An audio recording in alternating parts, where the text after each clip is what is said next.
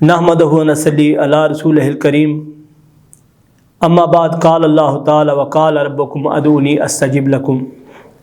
औज़ु बिल्लाहि मिनश शैतानिर रजीम। बिस्मिल्लाहिर रहमानिर रहीम।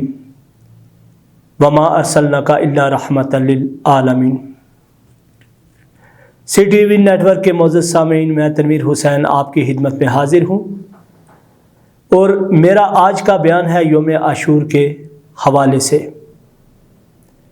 10 मुहर्रम को क्या क्या वाक़या पेश आया हज़रत इमाम हुसैन और आले रसूल के साथ, इसके बारे में डिस्कस होगी। जैसे ही आशूर की सुबह करीब आने लगी, इमाम हुसैन अलैहिस्सलाम ने हम शक्ल रसूलुल्लाह सल्लल्लाहु अलैहि व आलिहि वसल्लम अली अकबर से कहा, बेटा अज़ान दो। हज़रत अली अकबर की अज़ान के साथ रसूलुल्लाह सल्लल्लाहु अलैहि व आलिहि वसल्लम के ख़ानदान ने नमाज फ़जर पढ़ी। इतने में यजीद की फ़ौज ने नमाज के दौरान ही इमाम हुसैन अलैहिस्सलाम पर हमला कर दिया और फिर एक के बाद एक शहादत का जाम पीता गया। कभी खुद शहीद होते हैं तो कभी ज़हर शहीद होते हैं। कभी इमाम हुसैन अलैहिस्सलाम शहज़ादे कासिम के टुकड़े चुनते हैं तो कभी गाज़ी अब्बास के बाजू उठाते हैं। कभी अली अकबर के सीने से बर्छी निकालते हैं तो कभी अपने मासूम सगीर अली असगर के गले पे तीर देखते हैं। बस जब करबो बला में नवासे रसूल सल्लल्लाहु अलैहि व आलिहि वसल्लम का साथी कोई ना रहा, आप खैमे में आते हैं और बीबी फिजा से कहते हैं, मेरे फटे हुए पुराने कपड़े दे दीजिए। बीबी ज़ैनब ने पूछा, भाई पुराने कपड़े क्यों पहनते हैं? तो इमाम हुसैन अलैहिस्सलाम फरमाने लगे कि ए बहन, ये लोग ऐसे बदतरीन लोग हैं, ये मेरी शहादत के बाद मेरे जिस्म को लूटेंगे। शायद मेरे फटे हुए पुराने कपड़े देखकर इनका ज़मीर जाग जाए। इमाम हुसैन अलैहिस्सलाम तमाम बीबियों को खैरबाद कहते हुए इमाम सज्जाद के हैमे में आए और इमाम सज्जाद बिस्तर पर बीमारी पर हैं। इतने में इमाम हुसैन अलैहिस्सलाम आवाज़ देते हैं, बेटा सज्जाद, अपने वालिद ग्रामी का आखिरी सलाम कबूल करो।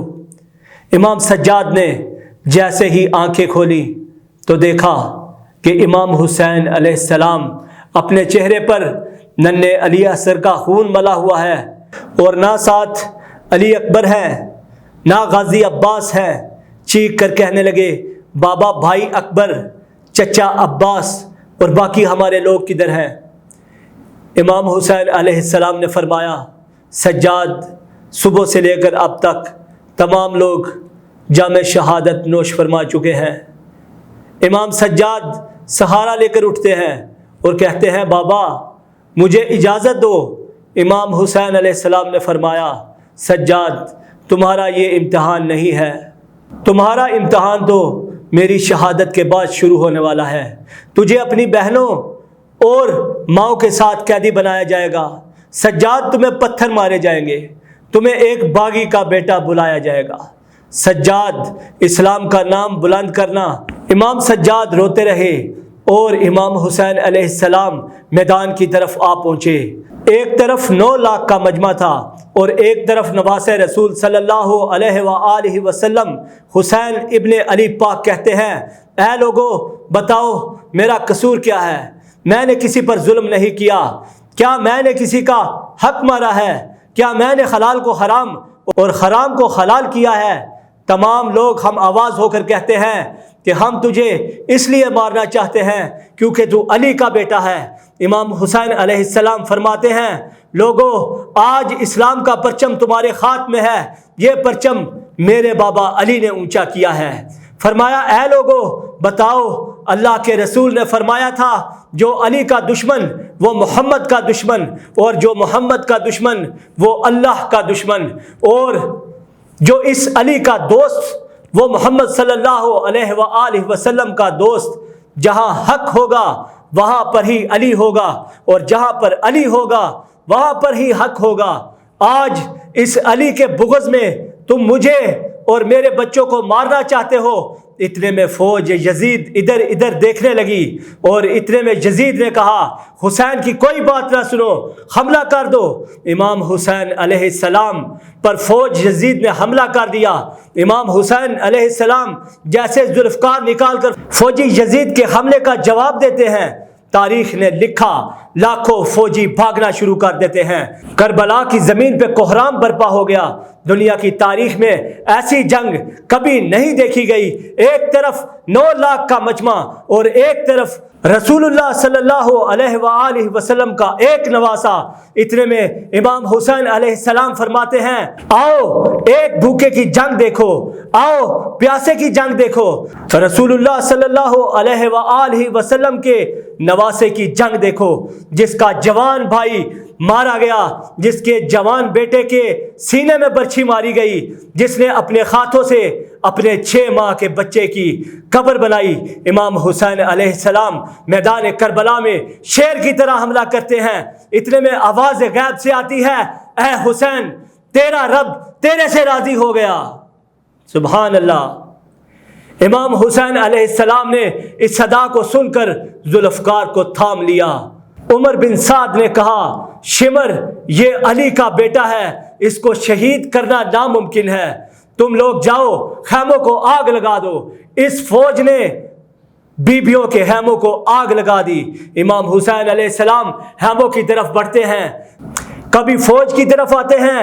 عمر بن سعد نے کہا اس 9 لاکھ کی فوج کو 4 حصوں میں تقسیم کر دو اور چاروں طرف دور ہو کر حسین کی طرف تیر نیزے پھینکنے شروع کر دو۔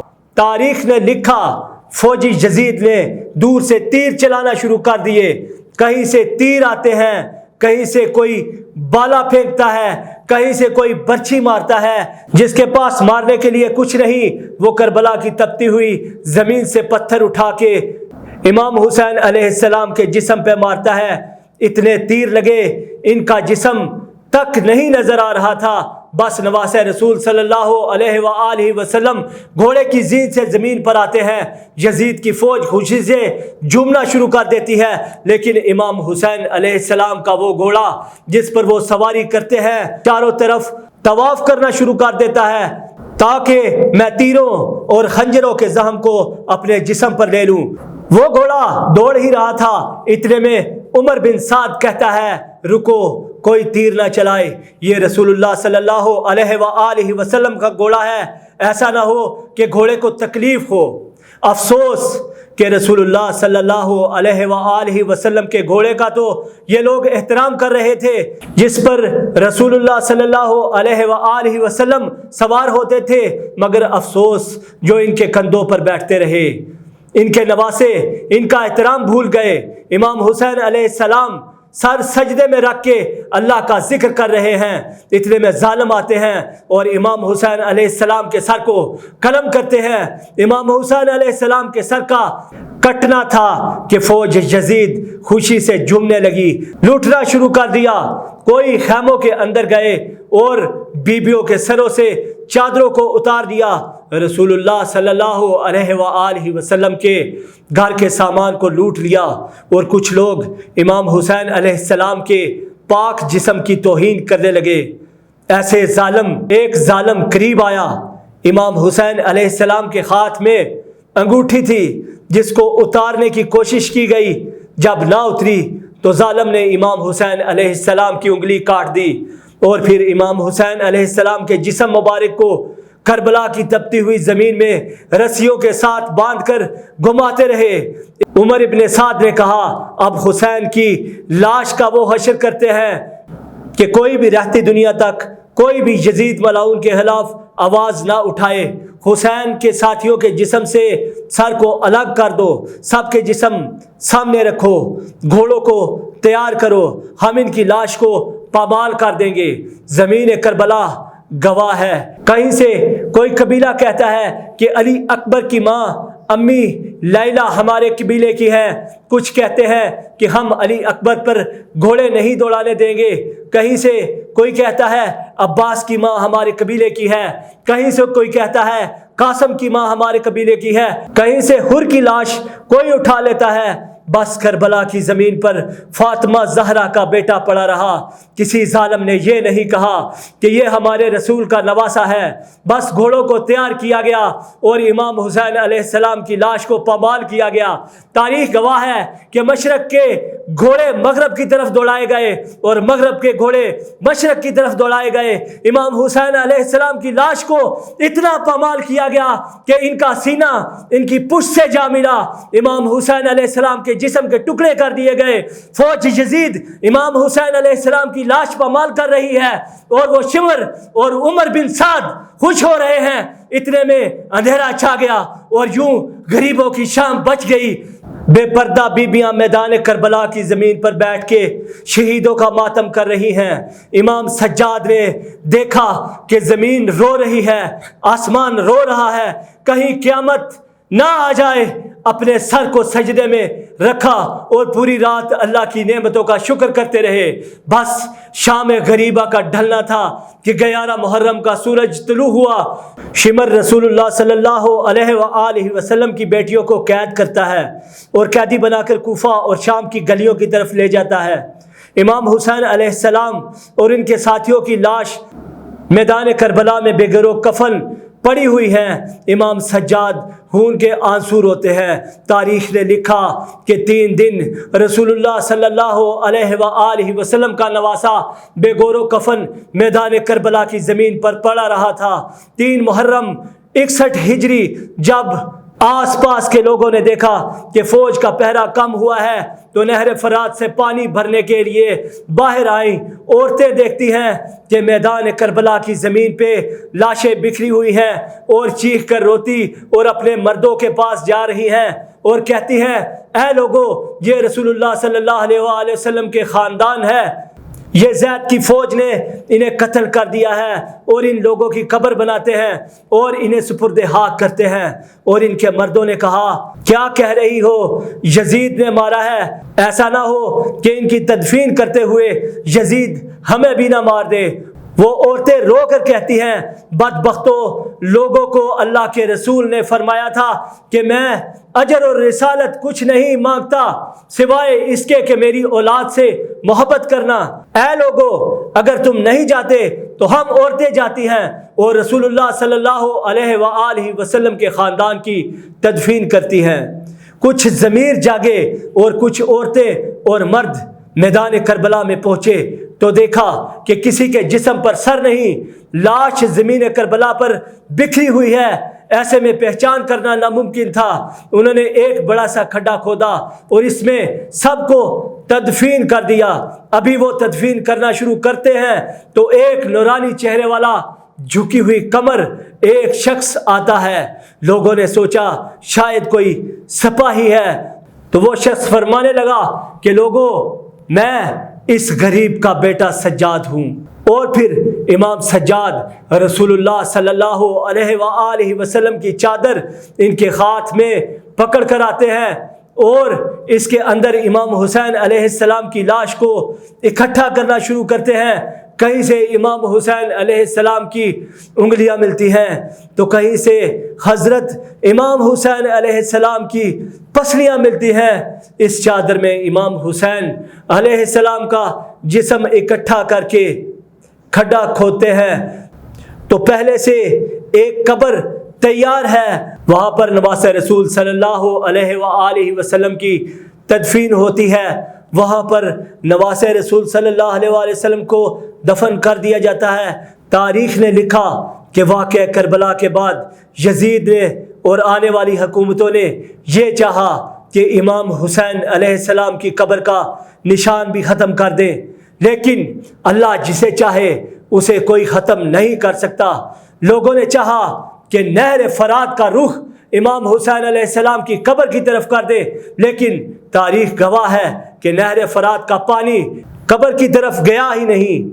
آج بھی اللہ نے اپنے پیارے حسین علیہ السلام کی قبر کو تمام حاس و عام کے لیے توحید کی نشانی بنا کے رکھا ہوا ہے۔ آج بھی لاکھوں کی تعداد میں لوگ کربلا آتے ہیں اور نواسہ رسول صلی اللہ علیہ وآلہ وسلم کی قبر کی حاضری دیتے ہیں اور اسلام زندہ باد اور ظلم مردہ باد کا نعرہ لگاتے ہیں۔ معزز سامعین، یہ تھا کربلا کا یوم عاشورہ کا درد بھرا واقعہ، جس میں امام حسین علیہ السلام اور امام حسین علیہ السلام کے ساتھیوں نے اللہ کے حضور اپنی اپنی حاضری دی اور حق پر ڈٹ گئے، اور باطل کے سامنے انہوں نے اپنی گردن نہیں جھکائی اور بے مثال بہادری اور جرأت کا مظاہرہ کرتے ہوئے جام شہادت نوش فرمائی۔ امید کرتا ہوں آپ کو یہ ویڈیو پسند آئی ہوگی۔ اجازت چاہتا ہوں، اللہ حافظ۔ مزید ایسی معلوماتی ویڈیوز کے لیے ہمارے چینل کو لائک کریں، سبسکرائب کریں، شیئر کریں اور بیل آئیکن کو لازمی پریس کریں۔